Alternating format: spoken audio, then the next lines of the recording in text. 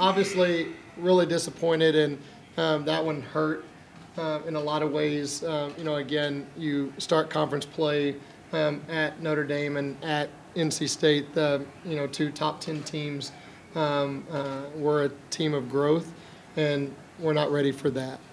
Come in here tonight against a team that I think we matched up great with, and fought our guts out and just couldn't make enough plays to get the win. And and again, as we're growing and learning, and in the ACC, you can't have that many missed free throws and some missed assignments and win. The second quarter, I think, hurt us.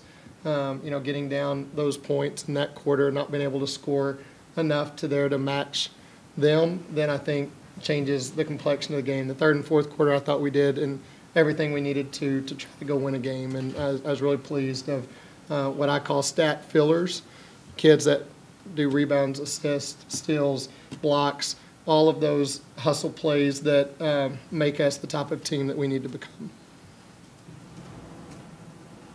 Questions? Coach, with Asia Bugman now, Callista Walters, and incredible. How hard is it to kind of adjust with rotations and players getting minutes that may not get as many minutes before, and just trying to get everybody adjusted to new rotations? It is. And I've talked a lot about, as I think everyone on our team is a freshman. They're a freshman for me. Is that no matter what year you are, as Kawhi is a senior, Jazz is a junior school-wise, but for me and my terminology and the way I want to play, they're all freshmen. I think the way that they've all had to grow this season is I've always believed that players make plays, is that it's not this design of we're going to run all this intricate offense. And no, players make plays, you make reads, and you go and attack it.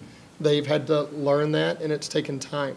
Whenever you have players, like Bug and Elena, who are proven in the ACC and at this level, and then Callista, I think it hurts your rotations, it hurts your depth, and so now you're having to try to play players that haven't ever been in this environment, in this situation. They're having to do it on the fly, and I think that's extremely hard in this conference. Coach, aside from missed free throws, what do you think let Boston College get away from you in this one?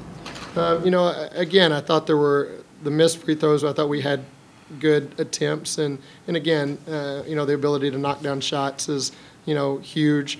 I think we ran one where Kara Judkins got a wide open layup that she's got to hit. Jazz had one that maybe could have gotten fouled and all that stuff. But again, in the ACC, you got to go score it. Cass missed a couple of threes in the corner that that hurt us. And then they would go down and capitalize on it, either with an O board or something like that. That is those daggers, as I call them. Again, you just have very few chances, and if you can't nail them, then you wind up on the losing end. Follow-up, you said could have been a foul. Do you feel that you guys got a fair shot from the officials tonight down low? I don't know. I don't ever think, again, officiating is they're going to do what they do. And, and we've got to be tougher, stronger, and be quicker to the ball. And, and I'm sure we fouled them on some they didn't call. And but, again, it's that you've got to have a mentality that the refs aren't a part of it. You have to determine your own destiny and make your own plays.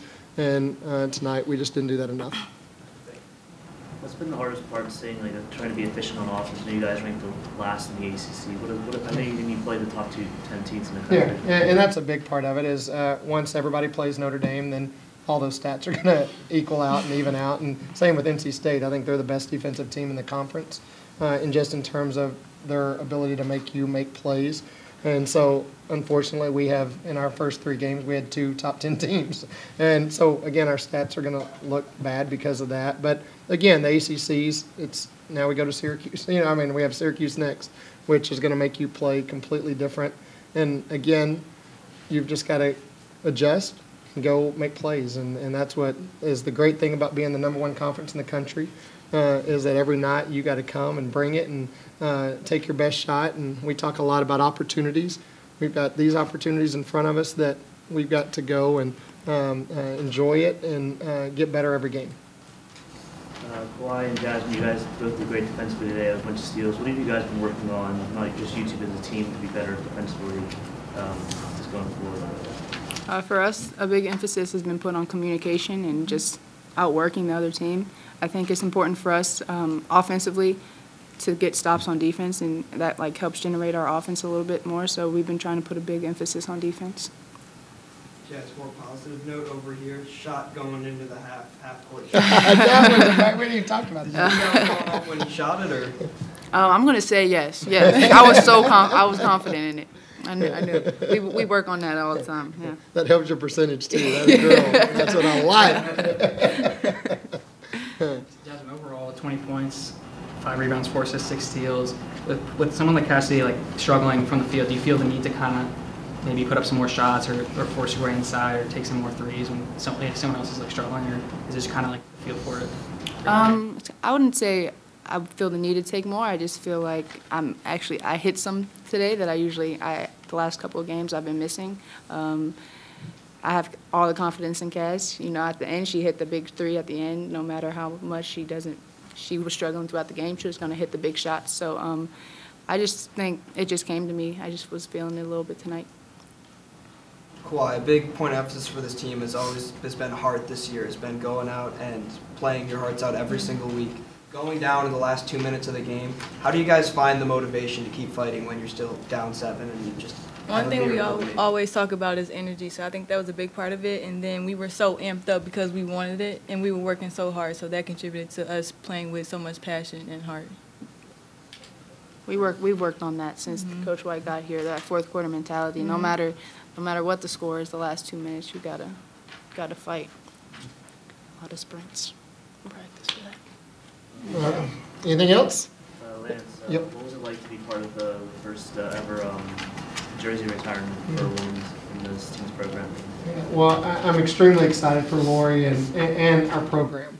Is that I think there have been really great players at Pitt that need that honor, so that now we can continue that as the players have someone to look up to, and and we always talk that the kids that we have now and the ones that we're recruiting, we talk a lot about what is your legacy going to be. And now to be able to point to the rafters and see that there is a Pitt women's basketball player up in the rafters, and now who's going to be the next one to take that down. I think before that, it's extremely difficult to see a lot of men, and then now, well, what about the women?